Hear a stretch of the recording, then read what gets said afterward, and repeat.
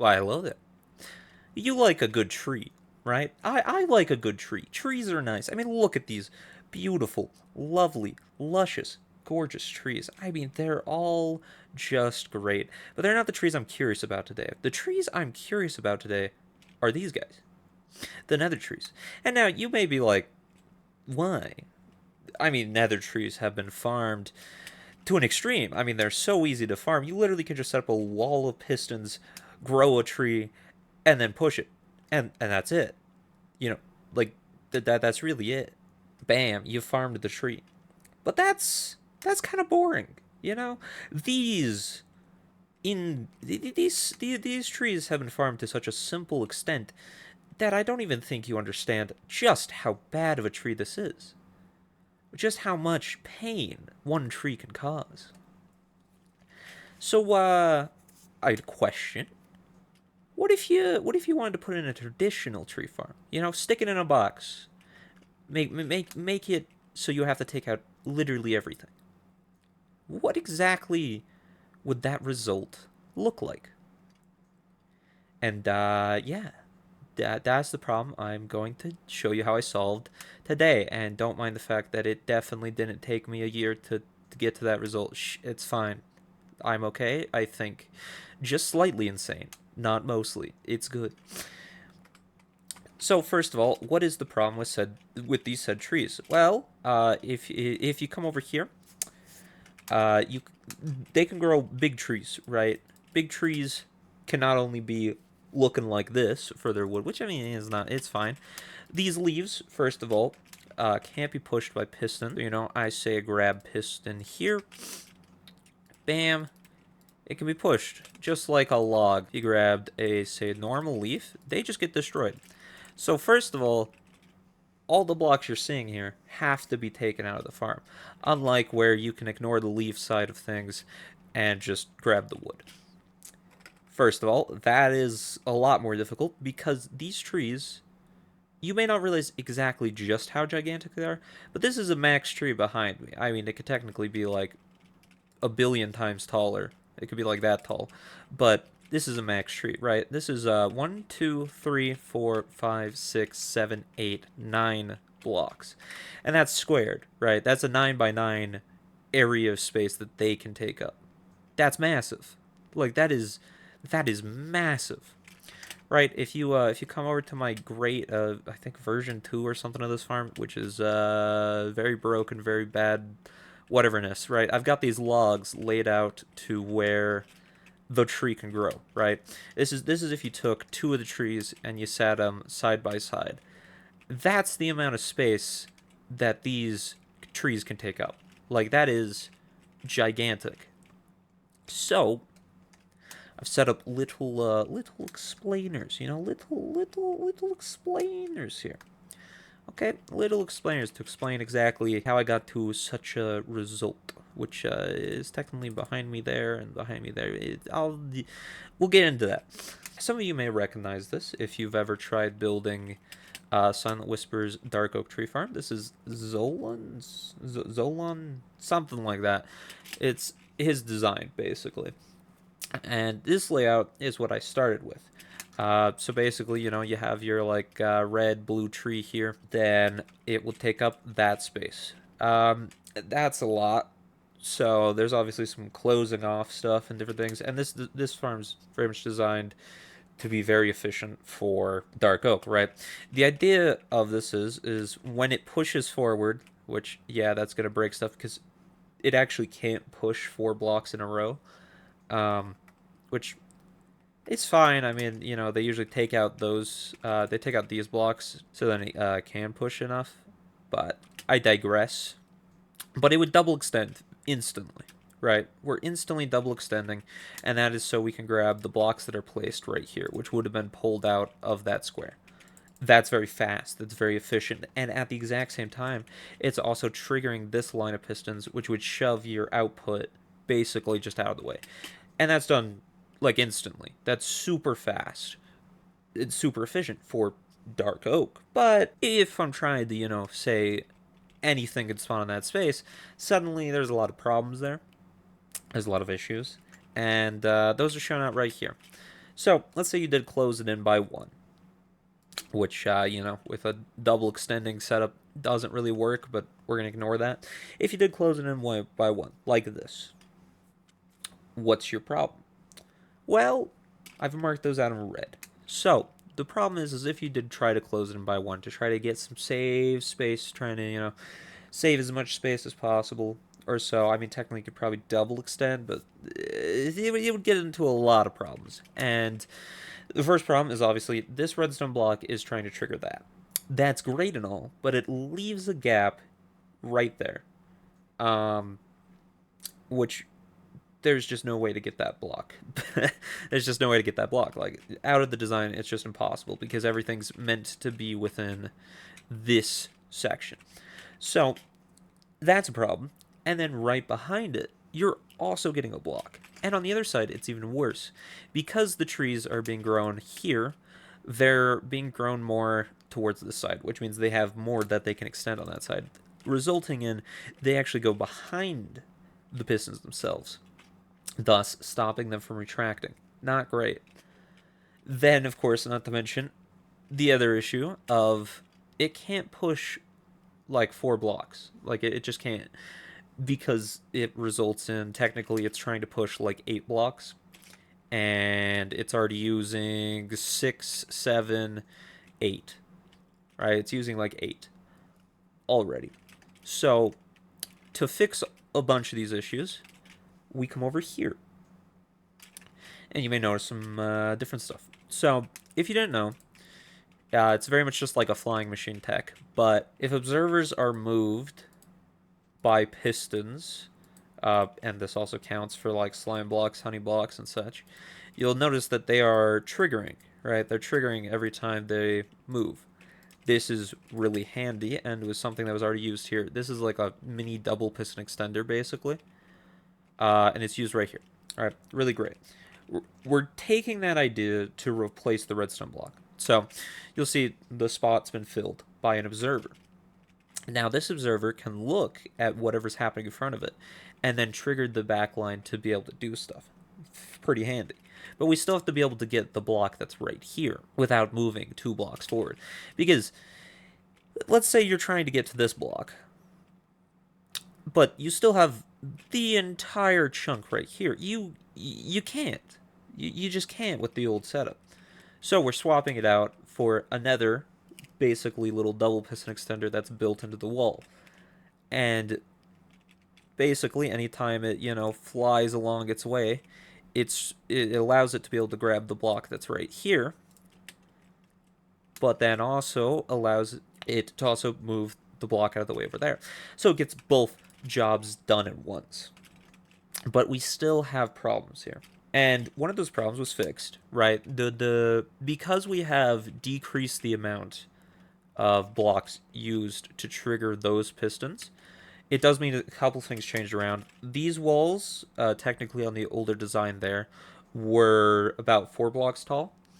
I had to decrease them to 3 blocks because adding, obviously, another block onto the side of it made the piston push limit kind of exceed, and you had problems. So I shortened the walls slightly, more compacted the design, and made it a bit more controllable, just easily. Just basically, the entire idea is, because there's a lot of blocks, you've got to make each component controllable, right? The design over here did a lot of it automatically, right? Like, literally in this one line, you are single extending and then double extending automatically, which is great and all when you're dealing with, a tiny little tree like that. But when you're dealing with something that can take up so much space, you've got to make it separate. So this is the double piston extension, which is now separate.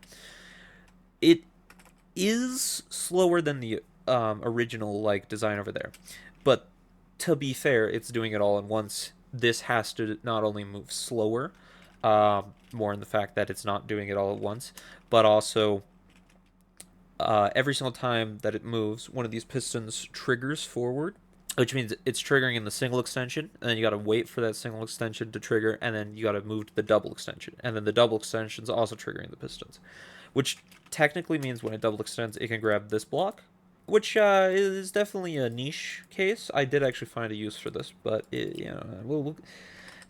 that's another day, right? That's another day. It's another dollar. We'll figure it out. Okay. Either way, now that you've taken that out, you're like, okay, we got some solid stuff, right? We're now moving 6, 7, 8, but we're not having to push like a bunch. We can pull blocks very strategically from a distance, right? We can get this block by only single extension, which is great. And that's really nice, right? Because then when you dis extend right here, you get these back. And then we run into another problem. Double extension. Double extension's great, right? But if this is filled and you double extend, suddenly it's not so great. Because now we've pushed a block in the way. And the reason that that's a problem is if we're trying to get this block next, we can't go forward. We've just blocked ourselves. So yeah, a bit of a problem, right? Bit of a problem. So you may ask, okay, how do we fix that? So I tried out this, and I thought this would work. And there's a reason why the version 2 was discontinued at this point, because the idea didn't work. Um, and that's for a problem that I didn't think of, but is important. So say you come in here, right? This now gives us a way to be able to single extend because we're now forcing it to extend without extending this side. So say you pull back the wall, then you want to get rid of that block, right? So you push back in the wall to get rid of the block, right? Clever. Okay. Pretty nice, right? It works. So then we single extend here, right? But then there's an interesting problem that arises here, right? We've single extended, sure, but then how do we get the block that's out of here? Well, let's say this block didn't get moved, right? Because obviously there was a block here, it got pulled over, right? Didn't get moved. The thing that's going to happen here that's interesting is if I pull back this wall, you'll notice that the bottom block got moved, but the top one didn't. Now, why that didn't happen? On the extension of this side, you'll notice it'll trigger it, right? Because the piston will go forward. The observer will detect it, and it will trigger it. But it actually doesn't trigger it on the way back. Because when it comes back, then it will extend. But by that time, it's already left. Which means there has to be a block that is on the exact same level for it to do the extension that I'm thinking. Now, I did a lot of testing where I would fill up the entire chamber to, like, its max before I did the thing. So obviously then, problem, right? Because when you actually take a real tree, then it entirely breaks. It just entirely breaks. And that's why that's discontinued. But how do you fix that? Well, after a couple hours of thinking, it's actually incredibly simple. Instead of having it be a single extension, we just don't need that. Ignore that. Just fully powered at the start, so then you can't have two blocks here. And suddenly, your problems are gone. Right? You no longer have that issue. And then you can just de-extend and de-extend. And technically, in that de-extension, you could also get that. But that didn't always work. That didn't always work because of the thing I just noted over there. So I have the wall extend twice, and that just makes sure it clears out all the gaps, all the issues, all of it, and then you can just go from here, right? You can pull that, and then we'll say the other side pulled it, and then that side pulled it. So you're looking at like this kind of shape, and you can just go in from there and kind of like precision grab everything, right? We can take out, these blocks. And then because we've taken out those blocks, then suddenly we're back to the dark oak farm that we started with at the very, very start over there. And then it's actually pretty simple, right? You can take out these blocks by moving them here, and then you can take those out, and then you can push one of the sides forward. Yeah, you can push one of the sides forward, say moving it into this, and then you can push it back across like twice, which I would technically have to de-extend this wall. But, you know, you can move it across twice, and then you'd end up with... actually, I think it's one forward. Yeah, there we go. And with this T shape, and then you can take away those blocks and move them off, and take away those blocks and move them off, and then double extend here, take away those blocks, move them off, and then have both walls double extend inward like this. We'll see if it works on a small thing. Yeah, there we go. And then you get that, and then you can pull. Ah, yeah, that that adds up. Either way, you could pull those apart and take it out, and then you can get everything out, right? So it's done. That's it, right? That is the triggering. So what does it look like in action? So if we walk over to this bad boy, take your warts and you grab, say, your netherrack, and then you flick this lever. All right. So that would say turn on the nether tree mode, which is active. Maybe is this a working version? It's doing things. I don't know. Old. Is it okay? Anyways, sorry, sorry, redstone mess. Again, this is technically an older version. Either way, it closes off the space like this, right? Like I showed in those little diagram. Let's say you place another rack right there, right? Click a button, then bam, look, that's the red side, and bam, that's the blue side, right? Basic idea, you know, you'd probably block off whatever one you're not going to use, and then you'll grow it, right? Massive tree grows, and just look at that in action. I'm sorry, I just, man, ain't that something, right? Have you ever seen just a full size, just giant nether tree just get completely taken away? And it can stop in this position. And the reason it can stop in this position is technically that means the cycling's slightly faster, and we can just place another tree, and it will grow right through, and that's fine. And then, you know, it'll just go through the cycle, and you can do this infinitely, right? Like that's the idea. Is then, bam, this is another tree that has now been cycled in such a tiny, tiny space. But, of course, obviously, you may be wondering then, why in the world did I use a 4x4 farm to do a single white tree? Right? Obviously, there's no reason, right? Like, there isn't, technically. But there is. The idea is, well, this isn't just a netherwood tree farm, if you couldn't have guessed at this point. This is, well, a little bit of an ambitious project that I've been working on for literally a year. This is every tree in Minecraft. We're talking all of them. I think the only ones we're excluding is big spruce, big jungle, and big oak. Now, big oak is just roof stuff. Big spruce is I'd have to change around a lot of stuff, and the advantage would be, bam, you can grow big jungle. But you know, there's a little glitch with big jungle still. Its branches break bedrock, so I can't really contain it because it just break everything. So yeah, but this is all the trees, and that's the idea of the farm. Right, the idea of the farm is all the trees, and yeah. So I was gonna group this off into a different video, but I'll just show you.